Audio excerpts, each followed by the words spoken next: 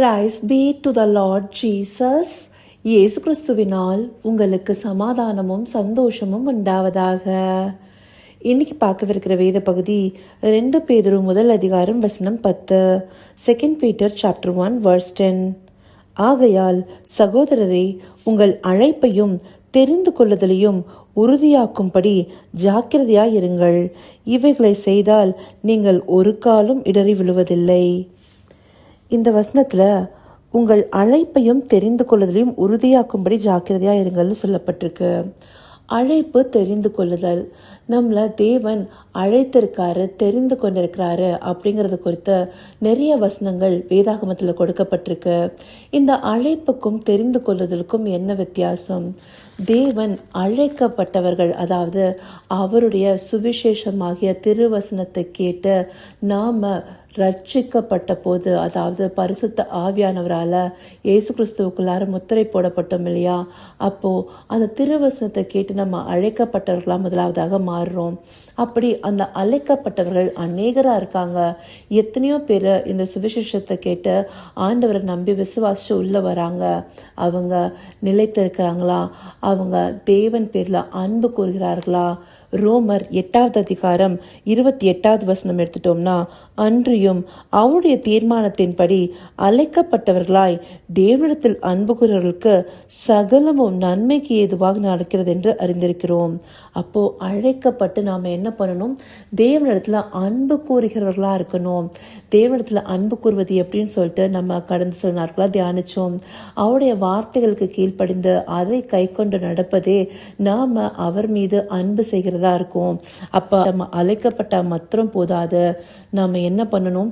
தேவனிடத்துல அன்பு கூறணும், அவருடைய கற்பனைகளை கை கொள்கிறவர்களா இருக்கணும். அதனால்தான் நம்மளுக்கு மத்தேயு 20வது அதிகாரம் 16வது வசனம், 22வது அதிகாரம் 14வது வசனத்துல அழைக்கப்பட்டவர்கள் அநேகர், தெரிந்து கொள்ளப்பட்டவர்களும் சிலர்னு சொல்றாங்க. அங்க அந்த கல்யாண வீட்டு ஊமையும், அதே போல அந்த திராட்சை தோட்டத்துல வேலை செய்யறவங்களுக்கு அழைக்கப்பட்ட அந்த ஊமையும் சொல்லப்பட்டிருக்கு. அப்படி அவங்க அழைக்கப்பட்டிருந்த போதும் அவங்க தேவனிடத்துல அன்பு கூர்ந்து அவருடைய கற்பனைகளை கை கொண்டாங்களா? அந்த கற்பனைகளை கை கொள்ளும் போது சகலமும் நன்மைக்கு ஏதுவாக நடக்கும். அப்ப அவங்க தெரிந்து கொள்ளப்பட்டவர்களாகவும் இருக்காங்க. ஏன்னா இந்த தெரிந்து கொள்ளப்பட்டவர்கள் தான் ஆண்டவர் மத்தேயு 24வது அதிகாரம் 31வது வசனத்துல அங்க வானத்தின் ஒரு முனை முதற்கொண்டு மறுமுனை மட்டும் 4 திசையிலிருந்து கூட்டி சேர்ப்பார்னு சொல்லி போட்டிருக்கு. அதாவது ஆண்டுடைய வருகையில இந்த தெரிந்து கொள்ளப்பட்டவர்கள்ங்கிற அந்த பதம் தான் உபயோகப்பட்டிருக்கு. அப்படி ஆண்டவரால அழைக்கப்பட்டு அவர் மீது அன்பு கூர்ந்து தெரிந்து கொள்ளப்பட்டவர்களாய் நாம ஒரு பர்பஸ்க்காக எப்போ அன்பு கூறுகிறோமோ அப்போ ஒரு பர்பஸ்க்காக தெரிந்து கொள்ளப்பட்டவர்களா மாறுறோம். அதாவது த சோசன். அந்தபடியா அவரால் தெரிந்து கொள்ளப்பட்டு உண்மையுள்ளவர்களாகவும் இருக்கும் போது நாம இது எல்லாவற்றையும் ஆண்டவரோடு ஜெயத்தோடு நிற்கிறவர்களா இருக்கக்கூடும்.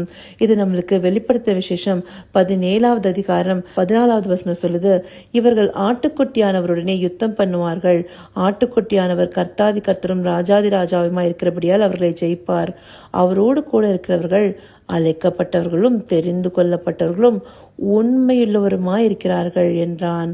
அப்போ இந்த இடத்துல அழைக்கப்பட்டவர்கள், தெரிந்து கொள்ளப்பட்டவர்கள் உண்மையுள்ளவர்களுமாய் இருக்கிறார்கள். அப்போ இது ஒரு ஸ்டெப் மாதிரி. அழைக்கப்பட்டு நாம தேவனிடத்துல அன்பு கூறி ஒரு பர்பஸ்க்காக நம்ம தெரிந்து கொள்ளப்பட்டு அதன் மூலமா நம்ம அந்த பர்பஸ்ல உண்மையுள்ளவர்களா இருக்கணும்.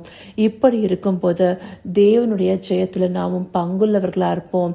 அதற்கு நம்முடைய விசுவாசமே நம்மளுக்கு ஊன்றுகோலா இருக்கு. நம்முடைய விசுவாசமே இந்த உலகத்தை ஜெயிக்கக்கூடிய ஜெயம் இல்லையா?